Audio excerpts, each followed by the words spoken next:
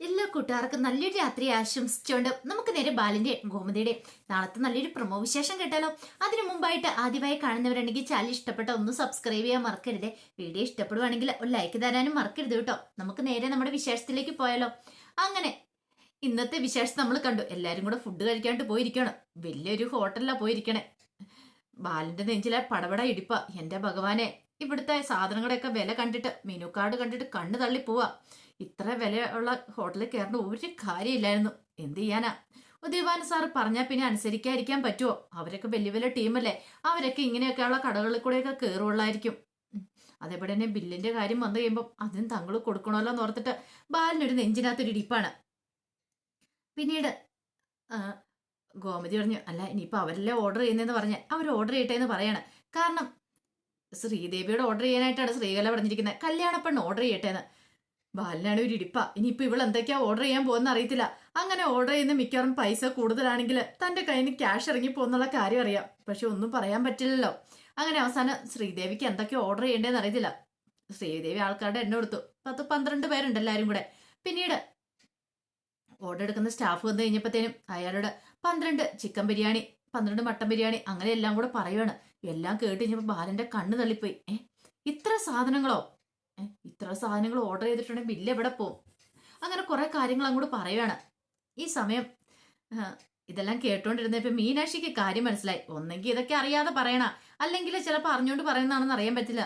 പെട്ടെന്ന് മീനാക്ഷി പറഞ്ഞു, അല്ല ഞാൻ ഒരു കാര്യം ചോദിച്ചോട്ടെ ശ്രീദേവി, ഇത്ര ഫുഡ് ഓർഡർ ചെയ്യേണ്ട കാര്യമുണ്ടോ? അതായത് ഒരാളൊരു ബിരിയാണി പോലും ചിലപ്പോൾ ഫുള്ളായിട്ട് കഴിക്കില്ല, കാരണം അത്രയൊക്കെ കാണും. പിന്നെ ഈ 2-3 കാര്യങ്ങളൊക്കെ ഒരാൾ മേടിച്ചാൽ അത്രയൊക്കെ കഴിക്കുമോ? വെറുതെ വേസ്റ്റ് ആക്കേണ്ട വരത്തില്ലെന്ന് ചോദിക്കുക. ബാലൻ പറഞ്ഞു, അത് ശരിയാണല്ലോ എന്ന് പറയാണ്. അത് കേട്ടത് എന്ത് ചെയ്യണമെന്ന് അറിയത്തില്ല ശ്രീദേവിക്ക്. ശ്രീദേവി ഒന്നും മിണ്ടാതിരിക്കുകയാണ്. ആ സമയം ബാലൻ പറഞ്ഞു, അങ്ങനെയാണൊരു കാര്യം ചെയ്യുക, മോള് തന്നെ ഓർഡർ ചെയ്യാൻ പറയാണ് മീനാക്ഷിയോട്. മീനാക്ഷി പറഞ്ഞു, നമുക്ക് ആവശ്യമുള്ളത് മാത്രം ഓർഡർ ചെയ്താൽ പോരെ, വെറുതെ എന്തിനാ ഫുഡ് വേസ്റ്റ് ആക്കുന്നേ? മിത്ര പറഞ്ഞു, അത് ശരിയാ. ഇവിടെ ഇന്നാൾ മുമ്പ് ഞാനും എൻ്റെ ഫ്രണ്ട്സൊക്കെ വന്ന് കഴിച്ചിട്ട് ഞങ്ങൾ ബിരിയാണി കഴിച്ച് 2-3 പേര് കൂടിയിട്ടൊക്കെ ഒരു ബിരിയാണി കഴിക്കണേ, കാരണം കുറെ കാണുമായിരിക്കും എന്ന് പറയണം. ഇത് കേട്ട് കഴിഞ്ഞപ്പോൾ ശ്രീകല ഒന്ന് ശ്രീദേവിനെ നോക്കുകയാണ്. പിന്നീട് ശ്രീദേവി നിന്നാൽ ശരി ചേച്ചി ഓർഡർ ചെയ്താണ് പറയണം. അങ്ങനെ എന്ത് ചെയ്യുവാണ്, മീനാക്ഷി ഓർഡർ ചെയ്യുവാണ്. മീനാക്ഷി ആവശ്യമുള്ള കുറെ സാധനങ്ങൾ ഓർഡർ ചെയ്തിട്ട് പിന്നീട് അവരോട് പറഞ്ഞോളാം പറയാം. അങ്ങനെ എല്ലാം കുറച്ചുള്ള അളവിനൊക്കെയാണ് ഓർഡർ ചെയ്യുന്നത്. ആ സമയം ഉദയഭാനു പറഞ്ഞു, എന്ത് പറ്റി ബാല, ഇനിയിപ്പം പൈസ കൊടുക്കണമെന്ന് കരുതിയിട്ടാണ് നിങ്ങൾ ഇങ്ങനെയൊക്കെയെന്ന് ചോദിക്കുക. അല്ല അങ്ങനെ എന്തെങ്കിലും ബുദ്ധിമുട്ടുണ്ടെങ്കിൽ പറഞ്ഞേരെ. പെട്ടെന്ന് ശ്രീകല പറഞ്ഞു, ഞങ്ങൾ പൈസ കൊടുത്തോളാം, ഞങ്ങൾക്ക് കുഴപ്പമൊന്നുമില്ല എന്ന് പറയാണ്. ഞങ്ങൾ പൈസ കൊടുക്കുന്നതുകൊണ്ട്. ബാലന് അഭിമാന പ്രശ്നമല്ലേ, അഭിമാനം വിട്ട് ബാലൻ കളിക്കില്ലല്ലോ. പെട്ടെന്ന് ബാലൻ പറഞ്ഞു, അതിന്റെ കാര്യമൊന്നുമില്ല, ഞങ്ങൾ കൊടുത്തോളാം, ഞങ്ങളുടെ പൈസയൊക്കെ ഉണ്ടെന്ന് പറയാ. പിന്നെ ഫുഡ് വെറുതെ വേസ്റ്റ് ആക്കണ്ടല്ലോ എന്ന് കരുതിയാ ഞങ്ങൾ പറഞ്ഞെന്ന് പറയാ. പിന്നീട് ഗോമതിനെ ഒന്ന് നോക്കുകയാണ് ബാലൻ. അങ്ങനെ എല്ലാവരും കൂടെ ഫുഡ് കഴിച്ചു. അവരുടെ ആ ഫുഡ് കഴിക്കുമ്പോൾ കണ്ടു കഴിഞ്ഞപ്പോഴത്തേനും മീനാക്ഷിയും ഇത്രയ്ക്ക് അന്തം വിട്ടാണ് നോക്കുന്നത്.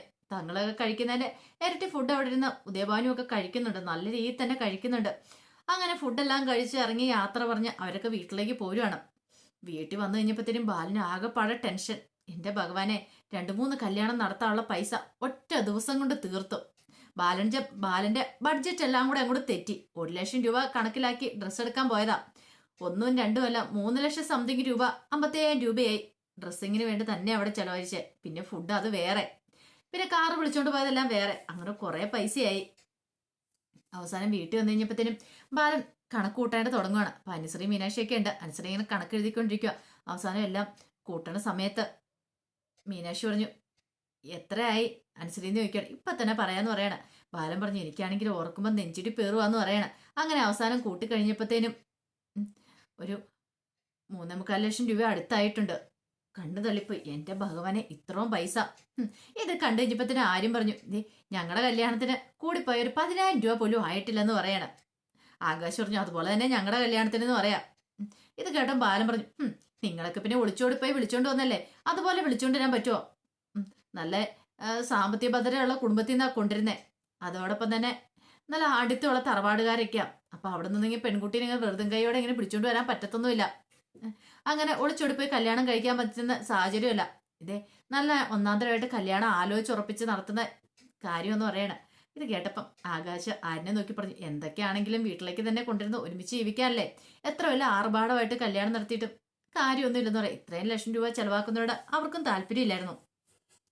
ആര്യം പറഞ്ഞു, അച്ഛന്റെ ഇരിപ്പ് നോക്കി കഴിയുമ്പത്തിനും പാവം തോന്നുന്നുണ്ട്, പക്ഷെ ചിലപ്പോ കോമഡിയും തോന്നുന്നുണ്ടെന്ന് പറയാണ്. അച്ഛന് കിട്ടിയിരിക്കുന്ന അബദ്ധം ഓർത്തിട്ടെ ഇത്രയും വല്ല പണി കിട്ടുമെന്ന് അച്ഛൻ പ്രതീക്ഷിച്ചിട്ടുണ്ടായിരിക്കില്ലെന്ന് പറയാണ്. കോമതി പറഞ്ഞു, എന്നാലും ബാലേട്ടാ, ഇത്രയും പൈസയൊക്കെ മുടക്കി കല്യാണം നടത്തേണ്ട കാര്യം ഉണ്ടായിരുന്നോ? ഇത് കുറച്ച് ആർഭാടമായി പോയില്ലേ? ഇത്രയും പൈസ എവിടെ നിന്നുണ്ടാക്കും ബാലേട്ടെന്ന് ചോദിക്കും. ഇനി കല്യാണത്തിന് വേണ്ടിയിട്ട് വേറെ പൈസ കരുതണ്ടേ? ഇത് കേട്ടതും ബാലൻ പറഞ്ഞു, അതെ, കല്യാണത്തിന് വേണ്ടിയിട്ടും കൂടെ കരുതിയ പൈസയായിരുന്നു ഇത്, എല്ലാം തീർന്നു പറയണം. ഇനി ഗോമതി വെച്ച് ഇനിയിപ്പോ എന്ത് ചെയ്യും? ഇത് കേട്ടപ്പോ മീനാക്ഷി പറഞ്ഞു, ഇതും കൊണ്ടൊന്നും ആയില്ലോ അച്ഛാ, ഇനിയിപ്പോ അടുത്ത ദിവസം മുതൽ പന്തൽ പണിയുണ്ട്, പിന്നെ കാറ് വിളിക്കണം, അതിന്റെ ചെലവുണ്ട്, ഫുഡിന്റെ ചെലവുണ്ട്, എന്ന് വേണ്ട, തൊടുന്നതിനും പിടിക്കുന്നതിനും എല്ലാം പൈസയായിരിക്കും. ഇപ്പോഴീ അവസ്ഥയാണെങ്കിൽ പിന്നെ എന്തായിരിക്കും സംഭവിക്കാൻ പോണെന്ന് ചോദിക്കാം. ബാലൻ പറഞ്ഞു, മീനാക്ഷി നീ ഒന്നും മിണ്ടായിരിക്കാൻ പറയണം. അപ്പോഴേക്കാണ് ഗോമതിയുടെ ഫോണിലേക്ക് അനുജ വിളിക്കുന്നത്. അനുജ വിളിച്ചിട്ട് കല്യാണ സാരിയെ കുറിച്ചൊക്കെ ചോദിക്കുകയാണ്. ഗോമതി പറഞ്ഞു, എടുത്തിട്ടുണ്ട്. അതെ, നല്ല വിലയുള്ള സാരിയാണോ അതോ നിങ്ങളെക്കാളും താന്ന രീതി, നിങ്ങൾ എടുത്തിരിക്കുന്നേക്കാളും താന്ന പൈസയുടെ സാരിയൊക്കെയാണെന്ന് ചോദിക്കുക. അതൊന്നുമല്ല, ഞങ്ങൾ എടുത്തേക്കാളും കുറച്ച് രൂപ കൂടിയതാ നിനക്ക് എടുത്തിരിക്കുന്ന പറയാം. ഞാനൊന്ന് വന്ന് നോക്കട്ടെ എന്നൊക്കെ പറഞ്ഞിട്ട് അനുജ ഫോണിൽ കൂടെ പറയണം. ഗോമതിക്ക് നല്ല ദേഷ്യം വന്നു. നീ ഒന്ന് വെച്ചിട്ട് പോകുന്നുണ്ടോ അനുജയെ? ഇവിടെ മനുഷ്യ ആകെപ്പാടെ സ്ഥലയ്ക്ക് ഭ്രാന്ത് പിടിച്ചിരിക്കുമ്പോഴാ എന്ന് പറഞ്ഞ് കോള് കട്ട് ചെയ്യാണ്. മീനാക്ഷി വെച്ച് എന്താ അമ്മേന്ന് ചോദിക്കാം. അവൾക്ക് ഇപ്പൊ അറിയേണ്ട കാര്യം മറ്റൊന്നുമല്ല, അവളുടെ സാരിയുടെ വിലയാ. അല്ല, ഒരു കാര്യം ചെയ്താൽ മതി പോരായിരുന്നു, ഒരു ഫോട്ടോ എങ്ങിട്ട് കൊടുക്കാൻ വരാനും ചോദിക്കും. അതെ, വരുമ്പോ അങ്ങോട്ട് കണ്ടാൽ മതി, പെൺകുട്ടികൾക്ക് ഇത്ര ആക്രമണം പാടില്ലെന്ന് പറയാണ്. പിന്നീട് ഇതും പറഞ്ഞിട്ട് ഗോമതി അകത്തേക്ക് കയറിപ്പോയി. ഈ സമയം ഉദയഭാനും ശ്രീദേവി എല്ലാവരും കൂടെ വീട്ടിലേക്ക് വരുവാണ്. ഭയങ്കര സന്തോഷമായിരുന്നു. ശ്രീകലയാണെങ്കിൽ സാരിയൊക്കെ എടുത്ത് നോക്കൂ, എന്റെ ഭഗവാനെ, എന്റെ ജീവിതത്തിൽ ഇത്രയും വിലയുള്ള സാരി ഉടുത്തിട്ടില്ലെന്ന് പറയാം. ഇത് കേട്ടപ്പോ ഉദയഭാനു പറഞ്ഞു, ആര് കാരണോ? ഞാൻ കാരണം, എന്റെ ബുദ്ധി കാരണം. നിന്റെ ബുദ്ധിയായിരുന്നെങ്കിൽ ഇപ്പൊ എങ്ങനെ ഇരുന്നേനും? ശ്രീവിദ്യം പോയി ഡ്രസ്സൊക്കെ എടുത്തു നോക്കുകയാണ്. പക്ഷെ ശ്രീദേവിയുടെ മുഖം മാത്രം തെളിഞ്ഞില്ല. എന്താ പോളെ, നിന്റെ മുഖം മാത്രം വല്ലായിരിക്കണമെന്ന് ചോദിക്കും. അതെ, നിനക്കറിയാലോ, എനിക്ക് സന്തോഷം ആകത്തില്ല ഒരിക്കലും. കാരണം നമ്മൾ അവളോട് ചെയ്യുന്ന ചതിയല്ലേ, ഇത്രയും വലിയ ചതി ചെയ്തിട്ട് ഞാൻ ആ വീട്ടിലേക്ക് ചെന്ന് കയറിയെന്ന് വെച്ചോ, കുറച്ചാൾ കഴിയുമ്പോൾ നമ്മുടെ കള്ളത്തരമൊക്കെ പൊളിഞ്ഞു കഴിയുമ്പോൾ ഇതിൽ പരൊരു നാണക്കേട് വേറെ ഉണ്ടോ? എന്റെ ജീവിതം തകർന്നു പോയില്ലെന്ന് ചോദിക്കാം. അത് ഓർത്തിട്ടാണ് വിഷമം. അതേക്കുറിച്ച് ഓർത്ത് മോളിപ്പോ വിഷമിക്കേ വേണ്ട, അതൊന്നും ഒരു കാര്യമുള്ള കാര്യമൊന്നും അല്ല. നമുക്ക് ഇച്ചിരി സാമ്പത്തികം കുറവാന്ന് ഓർത്തോണ്ട് നിനക്കും ജീവിക്കണ്ടേ? ഇന്നത്തെ കാലത്ത് നമ്മളെ പോലെയുള്ള ആൾക്കാർക്ക് ജീവിക്കണമെങ്കിൽ ഇങ്ങനെയുള്ള ചില തരികട പണികളൊക്കെ ഒപ്പിച്ചേ മതിയാവുള്ളൂ എന്ന് പറയാം. ശ്രീദേവി പറഞ്ഞു, ഉള്ള സത്യം കൂടെ തുറന്നു പറഞ്ഞാൽ എന്താ വെച്ചാൽ കുഴപ്പമിരിക്കണേ, എന്തിനെങ്ങനെ മറച്ചു വെക്കുന്നേ? കള്ളത്തരം പറഞ്ഞു പോകുന്നേക്കാളും നല്ല സത്യം പറഞ്ഞിട്ട് അങ്ങോട്ട് ചെല്ലുന്നതല്ലേ, അപ്പൊ നമുക്ക് പേടിക്കാൻ നിൽക്കാലോ എന്ന് പറയണം. പിന്നെ സത്യം പറഞ്ഞു കഴിഞ്ഞാൽ ഇപ്പം വരും ബാലന്റെ മോൻ നിന്നെ കെട്ടാനായിട്ട്, നോക്കിയിരുന്നാ മതി. ബാലന്റെ മോൻ എന്നല്ല ഒരു നല്ല ബന്ധം കിട്ടുമോ? ഒരിക്കലും ഇല്ല. ഇന്നത്തെ കാലത്ത് പണത്തിനും പ്രതാപത്തിനും ഒക്കെയാ. നീ പ്രതാപില്ലേലും കുഴപ്പമില്ല, പണം കയ്യിലുണ്ടോ? അന്നെങ്കിൽ പിന്നെ ഒന്നും പേടിക്കണ്ട, എല്ലാരും പണം ഉണ്ടാവുന്നാ നോക്കുന്നേ. അങ്ങനെ അതുകൊണ്ടാ നിനക്കൊരു നല്ല ജീവിതം തന്നെ കിട്ടാൻ പോണേ. ഉള്ള ജീവൻ നീ നശിപ്പിച്ച് കളയല്ലേ ശ്രീദേവി എന്ന് പറയണം. പക്ഷെ ശ്രീദേവിക്ക് ഭയങ്കര ബുദ്ധിമുട്ടായിരുന്നു. ഇത് കേട്ടപ്പോ ഉദയഭാൻ പറഞ്ഞു, ബുദ്ധിമുട്ടൊന്നും ഭാവിച്ചിട്ട് കാര്യമില്ല, ഇന്ന് തന്നെ കണ്ടില്ലേ എന്ത് നല്ലൊരു ഫുഡായിരുന്നു. ഇത്ര നല്ലൊരു ഫുഡ് ഇതിനു മുമ്പ് കഴിച്ചിട്ടുണ്ടോന്ന് ചോദിക്കാം. ശ്രീകല പറഞ്ഞു, അത് ശരിയാ, എനിക്ക് കുറച്ചുകൂടെ പാക്ക് ചെയ്ത് കൊണ്ടുവരണമെന്നും കൂടെ ഉണ്ടായിരുന്നു. പിന്നെ അവരൊക്കെ ആയതുകൊണ്ട് എന്ത് വിചാരിക്കുന്നു കരുതിയിട്ടാ, അല്ലെങ്കിൽ ഞാൻ കുറച്ച് പൊതിഞ്ഞൂടെ വാങ്ങിച്ചുകൊണ്ട് വന്നേനും, കുറച്ച് ഓർഡർ ചെയ്തിട്ട്. ഇത് കേട്ടപ്പോ ശ്രീദേവി പറഞ്ഞു, ഒന്നും മിണ്ടായിരിക്കമ്മേ, ഇതിൽ പരം ഒരു നാണക്കേട് വേറെ ഉണ്ടോ? എച്ചിത്തരം പറയാന്ന് പറയണം. ഇനി എങ്ങാനും അവരാ ബില്ലെങ്ങാനും കൊടുക്കാൻ പറഞ്ഞായിരുന്നെങ്കിലോ? ഇതിൽ പരം നാണക്കേട് നമുക്ക് വേറെ വരുമായിരുന്നോ? അന്നെങ്കിൽ അങ്ങനെയാലും സംഭവിച്ചാൽ എന്ത് ചെയ്താലും അച്ഛനെ ചോദിക്കാം. എനിക്കറിയാലോ അങ്ങനെ ബാലൻ പറയില്ലെന്ന്. ബാലൻ ഭയങ്കര അഭിമാനിയാന്ന് മനസ്സിലായതുകൊണ്ടല്ലേ നമ്മളിങ്ങനെ ഓരോന്ന് ചെയ്യുന്നു പറയാണ്. പിന്നീട് സന്തോഷത്തോടെ അങ്ങോട്ട് കയറി പോവാണ്. ഈ സമയം ബാലനാകപ്പാട് ടെൻഷൻ അടിച്ചിരിക്കുന്ന അടുത്തേക്ക് ഗോമതി വരുവാണ്.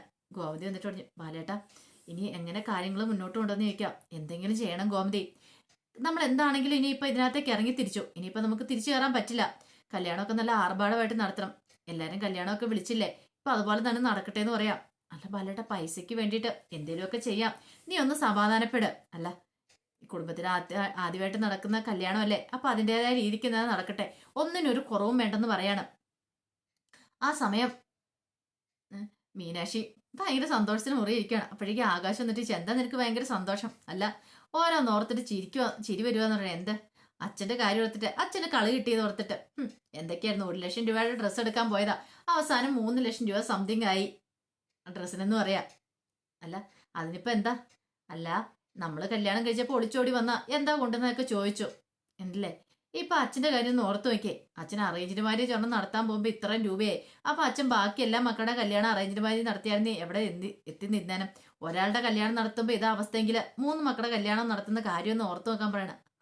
അത് ശരിയാ, പക്ഷേങ്കില് എനിക്കൊന്നും അങ്ങോട്ട് മനസ്സിലാവുന്നില്ലെന്ന് പറയണ. ഇത് കേട്ടപ്പം മീനാക്ഷി പറഞ്ഞു, എനിക്കും മനസ്സിലാവുന്നില്ല. ആരെയാന്നറിയാവോ? അച്ഛനെ അല്ല, ആ, ശ്രീദേവിയുടെ വീട്ടുകാരെ. കാരണം അവർ അത്യാഗ്രഹികളാണെന്ന് തോന്നിയെന്ന് പറയണ. അതെന്താ അങ്ങനെ പറഞ്ഞേ? അല്ലെങ്കിൽ പിന്നെ ഇത് ആ ഡ്രസ്സൊക്കെ മേടിക്കാൻ സമയത്ത് അത്രയും വിലയുടെ, അത് മാത്രമല്ല ഫുഡൊക്കെ കഴിക്കാൻ നേരത്ത് കണ്ടില്ലായിരുന്നോ? എനിക്ക് അത്ര നല്ലതായിട്ട് തോന്നില്ല എന്ന് പറയാം. അത് നിനക്ക് തോന്നുമായിരിക്കും, അവര് വലിയ ക്യാഷുകാരല്ലേന്ന് ചോദിക്കും. എത്ര ക്യാഷുകാരാണെങ്കിലും ഇങ്ങനെയൊക്കെയാണോ? എനിക്ക് അത്ര ഇതായിട്ട് തോന്നുന്നൊന്നുമില്ല. ഏതെങ്കിലും ഒരു ബില്ല് കൊടുക്കേണ്ട മര്യാദ എങ്കിലും ഇല്ലേ? അവര് കൊടുത്തില്ലോ, ആചാരമാന്നൊക്കെ പറഞ്ഞിരുന്നു. എന്തോ ഊടായി കൊണ്ടുവന്നൊരു സംശയം ഉണ്ടെന്ന് പറയാണ്. ഇത് കേട്ടതും ആകാശ് പറഞ്ഞു, അത് ചിലപ്പോ നിന്റെ തോന്നലായിരിക്കും എന്ന് പറയാണ്. ഏയ്, തോന്നലാവാൻ വഴിയില്ല. എനിക്ക് തോന്നുന്ന അച്ഛനിട്ട് കളി കിട്ടിയതാണോ എന്ന് എനിക്ക് അറിയില്ല എന്ന് പറയണം. ഇങ്ങനെയാണെങ്കിൽ ഇതേ കല്യാണം കഴിയുമ്പോഴത്തേനും അച്ഛൻ മിക്കവാറും ദേവമംഗലം കൂടെ വിൽക്കേണ്ട വരുമെന്ന് എനിക്ക് തോന്നണേന്ന് പറയണം. അപ്പൊ അതിന്റെ വിശേഷങ്ങളൊക്കെ നമ്മൾ നാളെ കാണാനായിട്ട് പോകുന്നത്. ആ വിശേഷങ്ങൾക്കാണ് നമുക്ക് എല്ലാവർക്കും കാത്തിരിക്കാം കേട്ടോ. ഒരിക്കൽ കൂടി എല്ലാവർക്കും നല്ലൊരു രാത്രി ആശംസിച്ചു നിർത്തുന്നു. നന്ദി.